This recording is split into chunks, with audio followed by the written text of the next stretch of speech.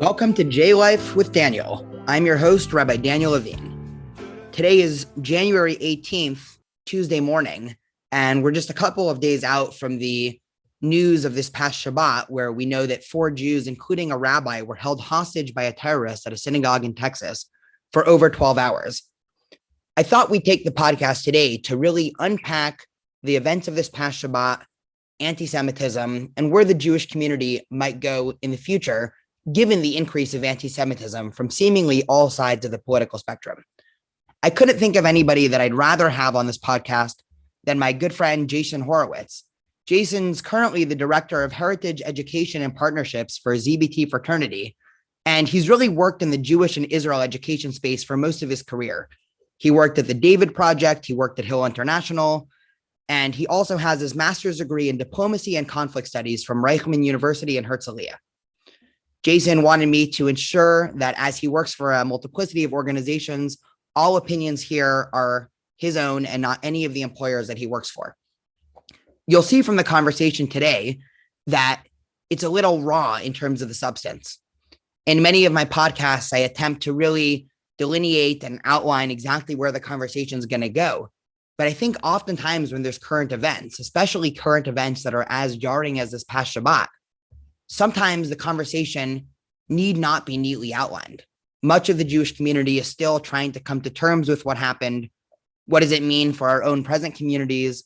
What does it mean for us as individual Jews trying to live in America and beyond? And you'll see that we go on a number of tangents, and there's a number of thoughts that we throw out there really just to tease out ideas. And so I invite you to sit back and to listen to Jason and I's conversation.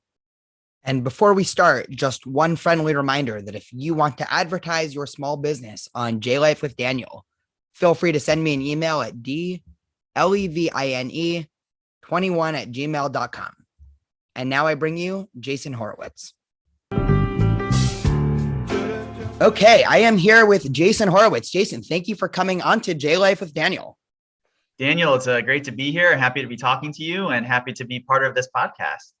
Yeah, so there really weren't a lot of people who I would rather have this conversation with than you. Of course, we're talking right now. It's Tuesday morning, and we're a couple of days out from the attack on the synagogue at Texas. So I know that that's very much on our minds, as well as very much on the national or international Jewish community's mind. In reflecting on this, I just want to share one or two thoughts and then, spin it back to you and really have an open and honest conversation about this. For me, at least one of the fundamental points that I thought about the second this happened is this really highlights the multi-directional nature of anti-Semitism. I know we talk so much about anti-Semitism in America and who it comes by, and is it worse on the right and the left? And, I really find that whole conversation tedious. But I think we're really at the point where we have to admit, one, that growing anti-Semitism is a problem in America, not to even mention Europe, where, of course, it's been bad, for the last several years, but also that anti-Semitism is really coming from every which direction. It's coming from religious communities, non-religious communities. It's coming from far left, from far right. And I wanted to just reflect on that initially, because I think that so often we're used to different interest groups in America and beyond really trying to use anti-Semitism as a political weapon or a spade, or to sort of fit some larger political narrative. And so I wanted to sort of throw it to you with what are your thoughts here? I mean, again, we're reeling after an anti-Semitic attack from what we know, it seems like from an Islamist who is clearly motivated by a whole series of anti-Semitic conspiracies, which we could unpack later. Yeah, I mean, it's a scary time right now. And I think, for me, when I saw what was happening in Texas, my first thought was, here we go again. And these are thoughts that I never really had until the Pittsburgh shooting happened a few years ago. And for me, the Pittsburgh shooting in particular was really impactful because I went to school in Pittsburgh and I have friends who still live there and may have gone to synagogue there. I used to drive my friends to work at the synagogue in Pittsburgh where the attack took place. So for me, that was sort of a bellwether of the change in anti-Semitism in the United States, where it became less pervasive and less about alienating people, and it became more violent. And like you said, Daniel, it's coming from everywhere, and it's coming from the far right, it's coming from the far left, it's coming from the radical Islamic community, and we need to be mindful of that and recognize that. And yeah, it's weird times to be a Jew in America, and as you said as well, having been to Europe and having seen the synagogues there and all the security that's needed, I fear that we are very much moving in that direction here in the States, and that is not something that I ever thought I would be witnessing. I was honestly shocked the first time I traveled through Europe. And for people who aren't familiar, every synagogue throughout Europe basically comes with a militia of government contracted, I don't even want to call them police because they really seem like they're outfitted for war, that are guarding the synagogue. And it's sort of a normal thing if you go to, say, the Great Synagogue of Rome, that there's going to be 8 to 10 armed guards in front of there at all times. And it really is a shock, even for me, even coming from, I mean, my shul growing up in San Diego, we would always have at least 1 to 2 armed guards every Shabbat for a congregation of 300 to 500 people. But really, it sort of seems like we're going to have this situation in America where synagogues are just going to have to continuously increase security, which will also, of course, one of the things that we can unpack later is the sort of wider conversation about that, both in terms of resources and in terms of the prevailing political movement on the left to actually want to reduce police presence. But before we actually go there, one of the things, you had mentioned the last couple of years of anti-Semitism proliferation in America.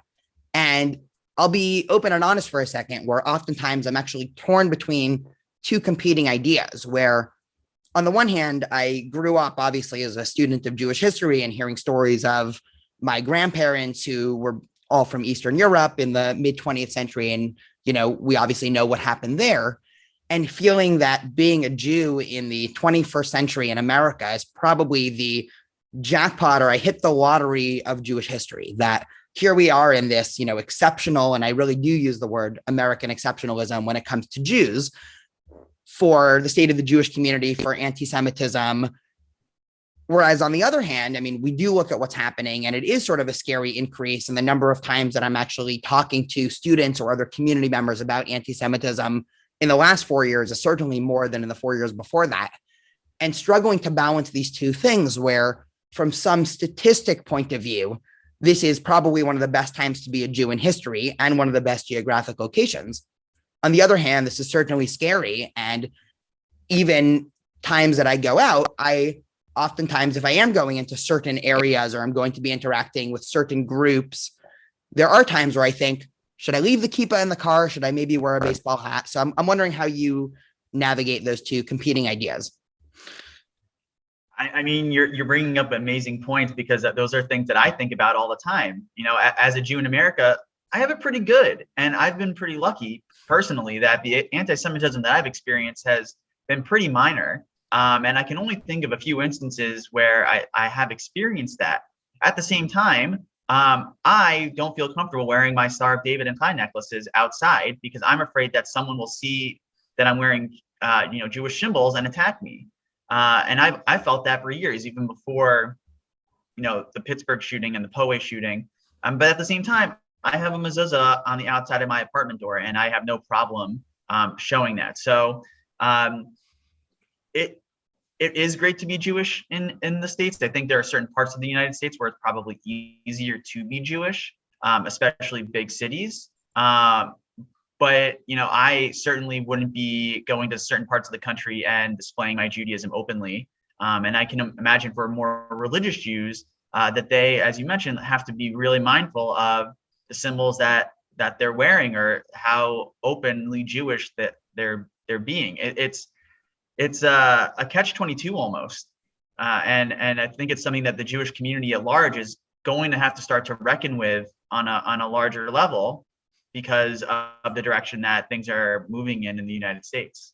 Yeah, I totally agree. There was this really pernicious conversation that I think was spreading throughout the Jewish community a couple years ago. And I think, it obviously still is, sort of hovering there under the surface, which is this wider conversation of, are Jews in America, or are Ashkenazi Jews in America considered white, when it comes to the prevailing discourse about what whiteness means and racism and white privilege and all of these things. And I remember a couple of years ago, I wrote an article that really seemed to upset everybody, which I guess is sort of oftentimes the goal of a strongly worded op-ed, where I said, well, it doesn't really make sense to consider Ashkenazi Jews white, but it also doesn't really make sense to say that they are not white. And one of the things that I said was that for me, a Jew who decides to wear a kippah 99% of the time that I'm out, I sometimes wear a baseball cap or something like that. There really isn't a choice to sort of hide my Jewishness on the day-to-day, because I personally am not willing to forego that symbol of being a public Jew. One, because it's just deep felt how I feel. And I think that, a lot of the reasons for the kippah are, again, to sort of constantly have that reminder that you're Jewish. But also, just being honest, I want to signal to other Jews, hey, I'm somebody that's a part of the Jewish community. I'm a leader in the Jewish community. You can always come talk to me about Jewish things. And the number of times where someone will stop me in a supermarket because of my kippah from the Jewish community and say, hey, do you know where I can get kosher food around here? Or I just moved here. I'm here on vacation. And so for me, I mean, growing up, just sort of one story, I guess, to pinpoint where I'm coming from here, the area that I grew up in San Diego near UCSD, before 1960s, it was actually illegal for Jews to buy property there. Once UCSD started growing, for a whole variety of reasons, they ended up changing the laws. And now, of course, Jews are allowed to buy property there and everything else. But there was still this nefarious anti-Semitism, sort of the old white waspy anti-Semitism that was going on. And it was a common occurrence for when I was walking to shul on Shabbat, or even just walking around the neighborhood, for us to have things yelled out of cars at us. And that was just sort of a normal day-to-day thing. So I want to hold that also, while also holding the fact that for me personally, I have never felt uncomfortable or unsafe enough to actually say, you know what, I'm done wearing a kippah 24/7 and everything like that. Of course, certain times, certain areas, yes, but on a day-to-day, this actually motivates me to want to wear a kippah more. And it is interesting seeing the sort of dualistic reaction in the Jewish community, because there are some people who use this as a motivator to say, we need to be more publicly Jewish, more Stars of David, more X, Y, or Z. And then others on the other end that say, we need to be more covert, more explicit, and everything like that. So I'm wondering, you were saying before that you feel now increasingly unsafe wearing your Star of David. So I want to sort of unpack that with you a little bit. So I don't think it's necessarily increased. I think it's always been like that, especially, for me, I've lived in Israel. I've been to Israel multiple times. I feel very comfortable wearing my Star of David and my tie out in Israel as a Jewish person, like no issue, like not a problem. Whereas here, it's always in the back of my mind that, something could happen to me. And I think that's just the nature of how American society is set up.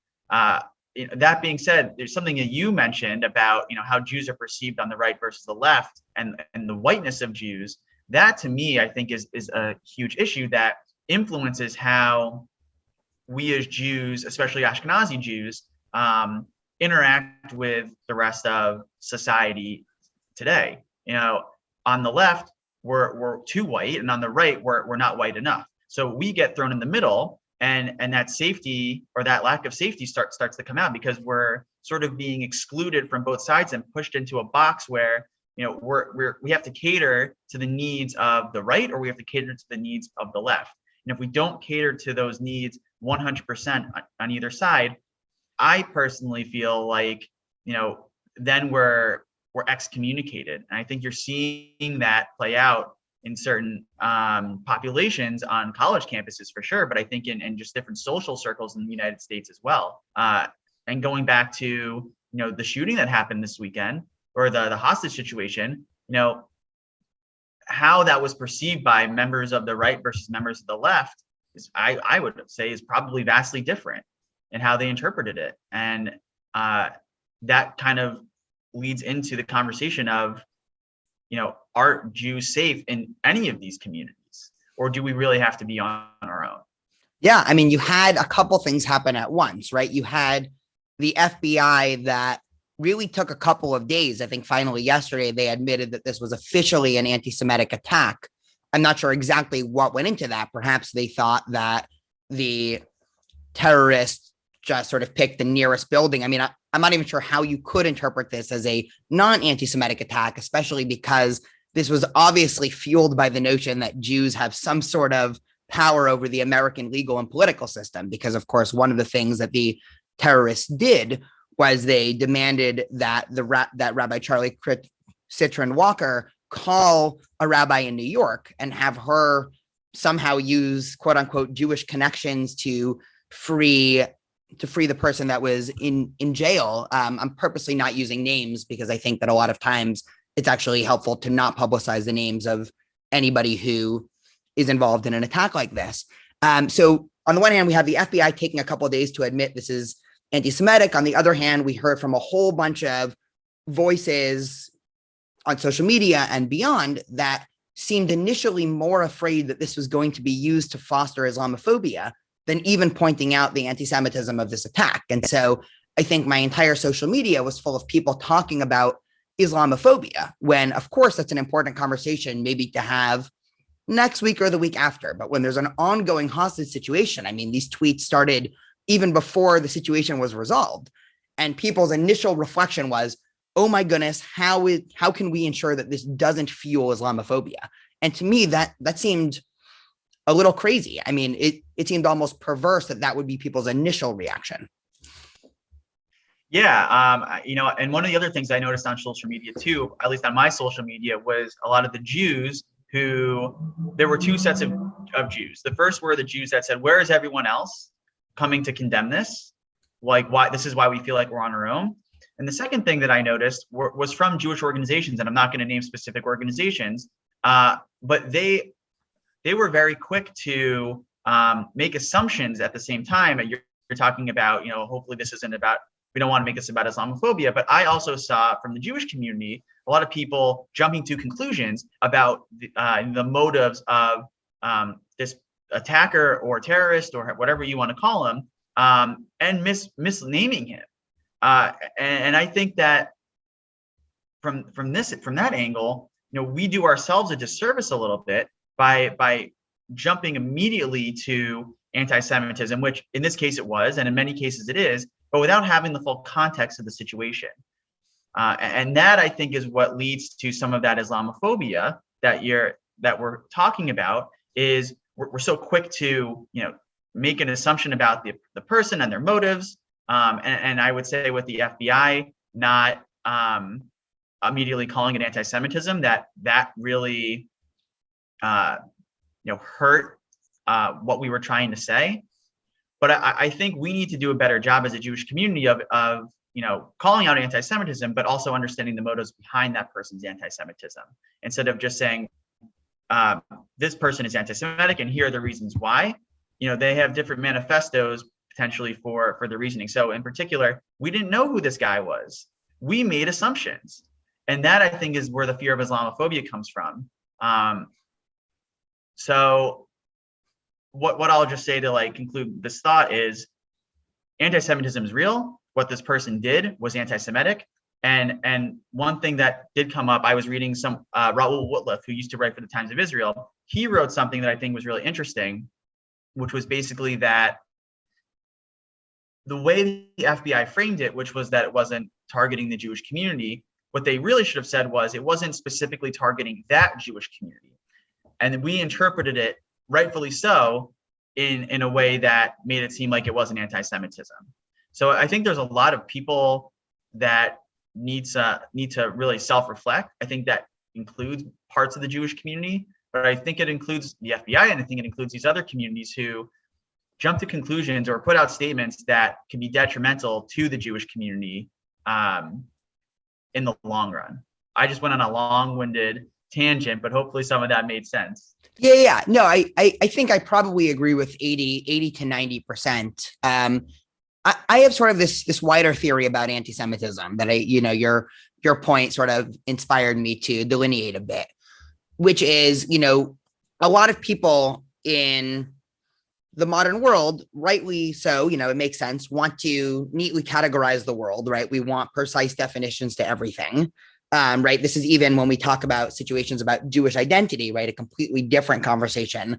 But when it comes to Jewish identity, I often start whatever class I'm doing, whether I'm teaching Jews or non-Jews, to ask a simple question. Well, what is Judaism? Is it a religion? Is it an ethnicity, a peoplehood? Is it a nationalistic movement? Some sort of weird concoction of all of those? Maybe it's a civilization, as Rabbi Mordechai Kaplan was oft to talk about. And the right answer, of course, is, well, it's some weird mixture and it doesn't really fit any of these contemporary post-Enlightenment categories of ethnic or religion and all of this. And I think anti-Semitism is the same way, where there's, I'm often asked the same question, which is, well, where does anti-Semitism come from? What's it motivated by? And I'm starting to think more and more, the only thing that actually connects all historic anti-Semitism, if we think about, starting with the ancient Greeks, going through the church, obviously in the medieval ages, we know that with the Inquisition, post-Enlightenment anti-Semitism, that was primarily racially motivated. Contemporary 21st anti-Semitism, which has mixtures of all of that mixed with an anti-Israel tint, obviously Islamist anti-Semitism, right? On the face of it, again, there's no connecting thread, right? We have religious and non-religious, we have political left-wing movements, political right-wing movements. The only thing that actually seems to connect the dots is that all extremist anti-Semitic movements attempt to simplify the world into black and white binaries. They say, we're the good guys, these are the bad guys. The good guys and bad guys might completely differ, might take a 180 flip from one group to another. But Jews are sort of the colloquial sort of odd man out, for lack of a better term, where with the Jewish community, we know that we're not any one thing, right? We can't be pigeonholed into religious, not religious, right, left. And I think for a lot of movements, for a lot of ideologies that attempt to reduce the world into black and white or neat categories, I think Jews are oftentimes weirdly caught in the middle, to the point where any dominant fundamentalist movement needs to hate the Jews because, again, we just rip down all neat ideological boxes that extremists want to divide the world into. And I think until we start viewing anti-Semitism as this, we're going to be caught up in this constant debate of, well, is anti-Semitism worse on the left or the right? Is anti-Semitism worse in the fundamentalist Muslim community than it is in the fundamentalist Christian community? Because my response to that is often, well, who cares, right? It's not about the specific ideology. It's about this sort of wider narrative of Jews and what Jews are and how that plays into the discourse of people who really have a fundamentalist view of the world. Well, I think one of the things that we're not necessarily hitting on that much, and I think we're getting to that, is the idea, especially in America, that Jews are white, and whether that's white or as a religion or white as a race, we are perceived as white, and for a lot of Jews, we are, because we're Ashkenazi Jews. I mean, you and I are both Ashkenazi Jews, but we tend to forget about Jews of color, or Mizrahi Jews, Sephardic Jews, Jews who don't fit into that mold and aren't necessarily part of that conversation about what it means to have anti-Semitism leveled against them. You're in Orange County, that area, especially the Los Angeles area, has a very large population of Persian Jews. Their experiences with anti-Semitism are vastly different than the experiences that you and I may have had, because our skin color has played a large part in how we've been treated as Jews in America. So when we talk about, this angle of, Jews are sort of put in the middle of these extremist ideologies, I would add a caveat to that it's because Jews are seen as Ashkenazi, and we really need to bring into the conversation the experiences of Jews of color, whether they're Black Jews or Asian Jews, Jews who have different experiences, and understand what the anti-Semitism they're facing is, and how that is both different and similar to the anti-Semitism that white Ashkenazi Jews are facing. Yeah, I totally agree, and I'm very deeply enmeshed in the wider LA Persian community for a variety of social reasons, and my sentiment towards this is the liberal American Ashkenazi community is completely failing the Mizrahi community when we use these catch-all phrases like Jews of color. I mean, I felt like this for a while, but when an Ashkenazi liberal organization talks about Jews of color, it's a very ill-defined amorphous term. Are we talking about Syrian Jews in Brooklyn or Persian Jews in LA? Are we talking about African-American Jews who may come to identify as part of the Jewish community, either through conversion or through, other circumstances? And those two groups are completely different. I mean, being in my social groups in the wider LA Persian community, I mean, even if we look at voting patterns, Syrian Jews in New York and Persian Jews in LA voted for Trump at some of the highest rates of any Jewish group. And so when we use these terms of, well, what are Jews of color, quote unquote, going to say? I think, again, we are being quick to have these broad categories and labels for entire groups of the Jewish community, as opposed to actually talking about ideas. Again, let's not talk about, this has been my sentiment. Let's not talk about, well, what are people of X going to think about this? Let's talk about the ideas and what's going to be helpful and what's not going to be helpful. Because one of the reasons why I think actually, this is a whole separate conversation, and I'm actually hoping to do a future podcast on this. But one of the most dominant sentiments I hear from people in the Mizrahi community is that they actually feel very uncomfortable in liberal Ashkenazi spaces.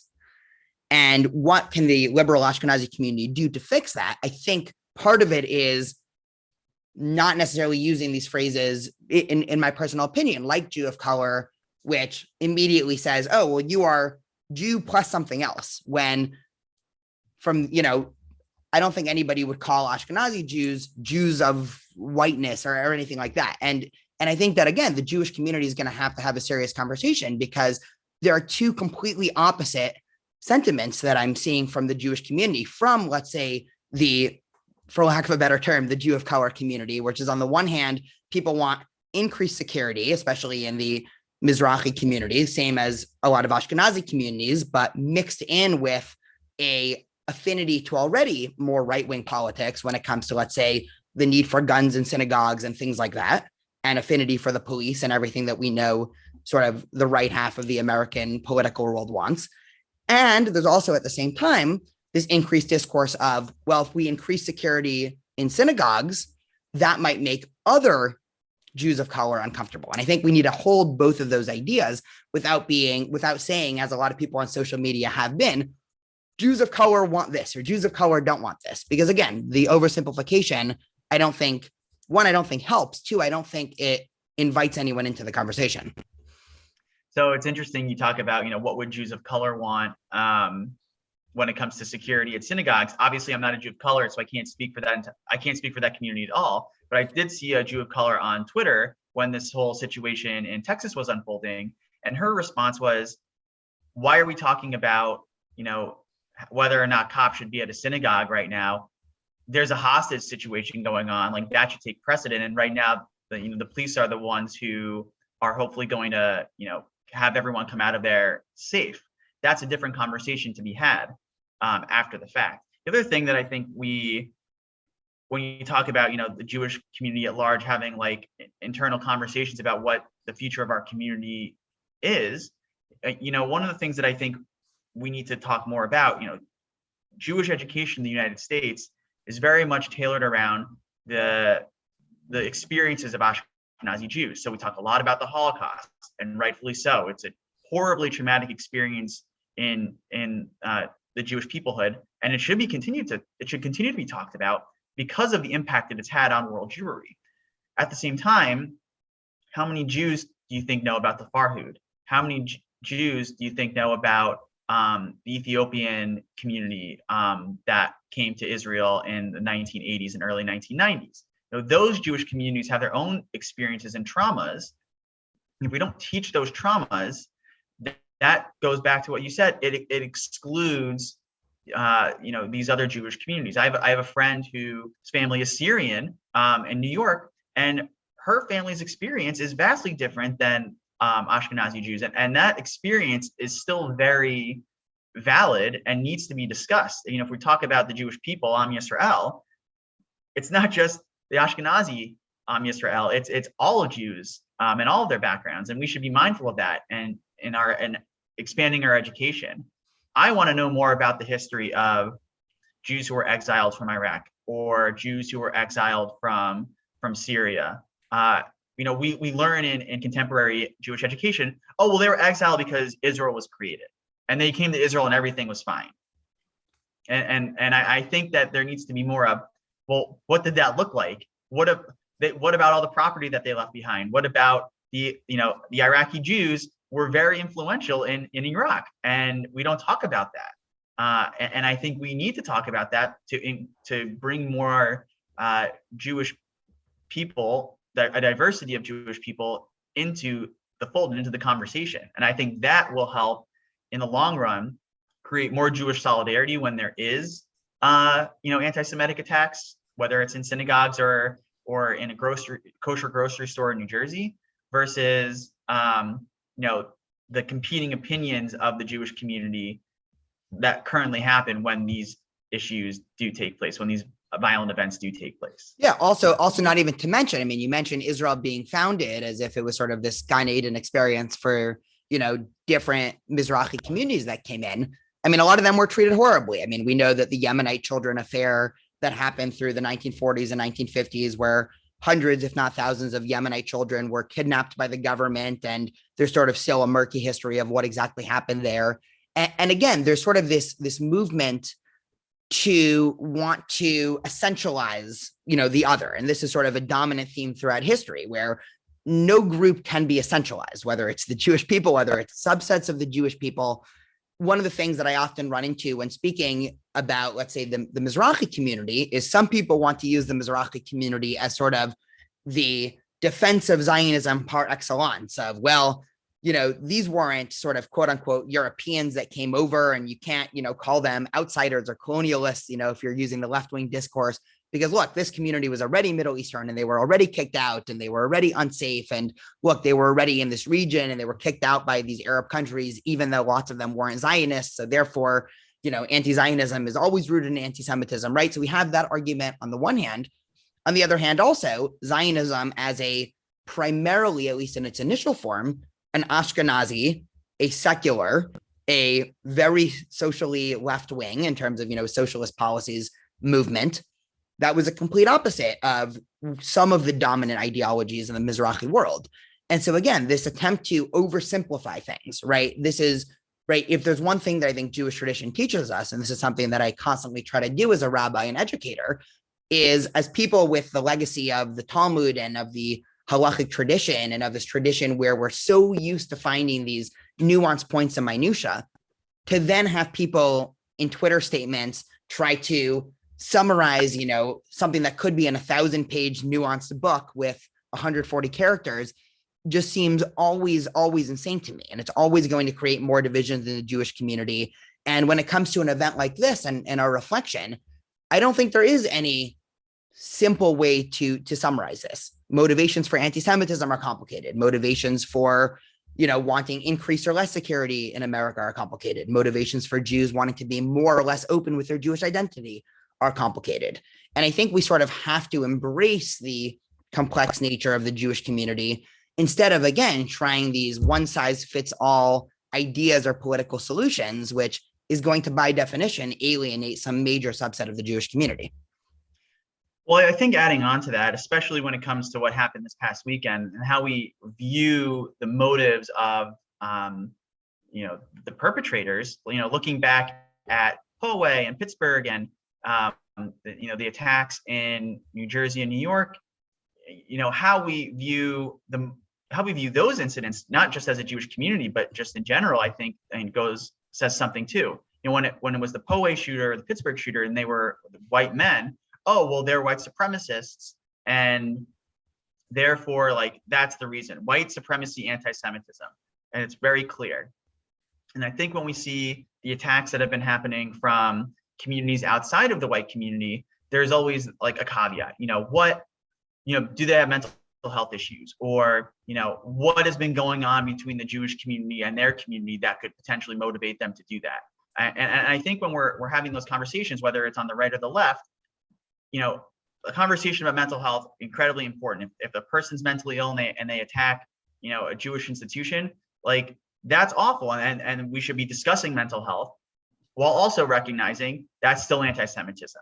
If an attack happens against an Orthodox Jew in Brooklyn because, from an African American, because, oh, well, there's animosity between those two communities in Brooklyn, and there's Jewish slumlords, and there's almost a reason behind why there would be an attack. Okay, we should talk about those things too. If there are Jewish slumlords taking advantage of African American community members, that needs to be discussed, especially within the Jewish community, about how we treat other people. It's still anti-Semitism when an Orthodox Jew is beat on the street for being an Orthodox Jew.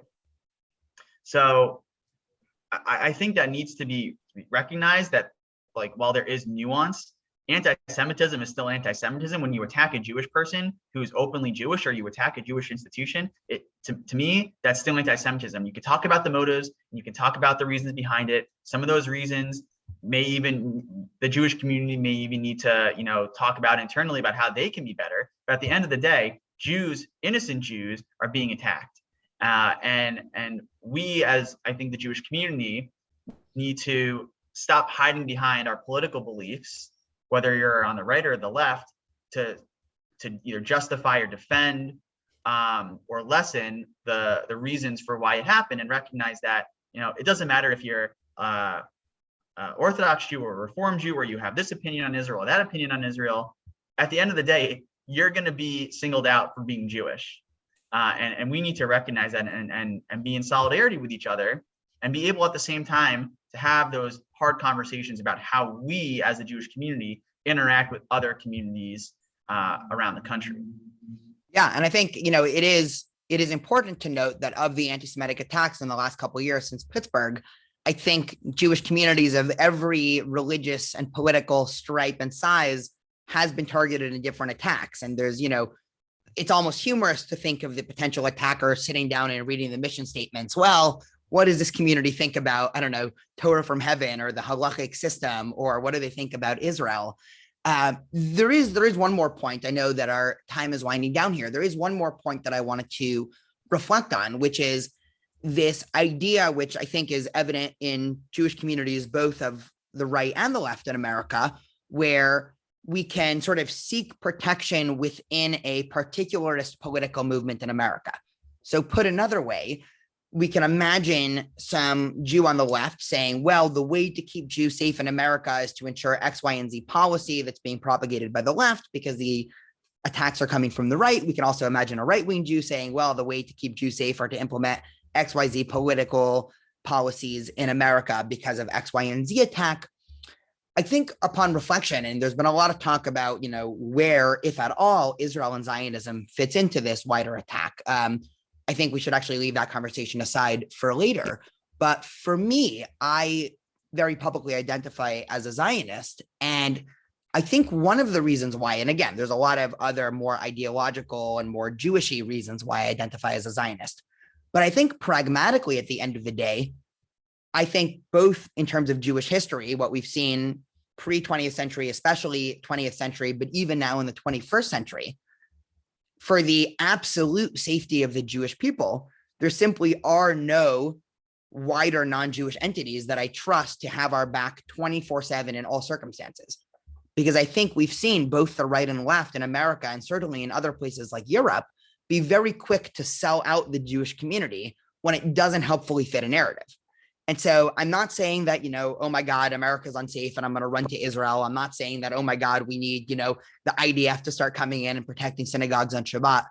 But at the end of the day, part of my Zionism is rooted in this idea where at the end of the day, I know that there's at least one political entity that has political and military power that I can trust to have my best interest, regardless of whatever else is going on. And I'm just curious, in sort of last thoughts, how you're reflecting on this. I don't know if you identify as a Zionist. I don't know what your views on Israel are, but how does your Zionism interact with anti-Semitism when it happens in America and beyond? So I do identify as a Zionist. What that means is obviously up for interpretation. So I guess 2 points.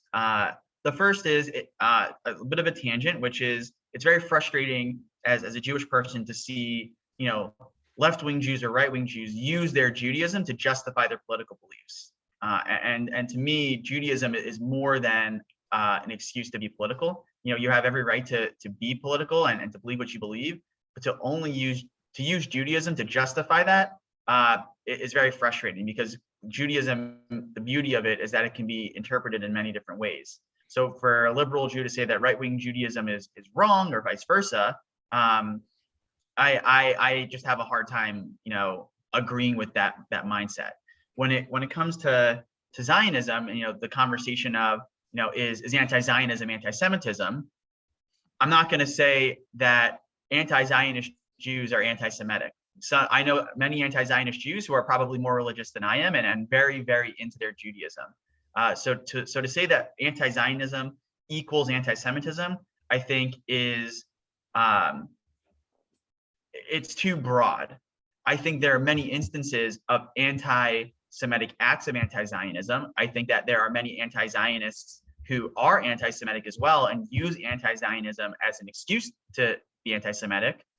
And I think that, I work on college campuses, and I've worked on college campuses most of my career. There are plenty of instances where Jews are excluded from certain groups because of their Zionist beliefs. So, and no other group is excluded for their beliefs, whether it's Zionism or other beliefs that they may hold. So in that instance, yes, anti-Zionism is anti-Semitism. But I think that, and I think as we've been discussing in this podcast, there needs to be a much more nuanced approach. And that being said, I can only represent myself. I only, speak for myself. I there are plenty of Jewish organizations out there, the organization that I work for, that have different beliefs, and I respect those beliefs, and I will work with people in those beliefs. But that is my personal feeling.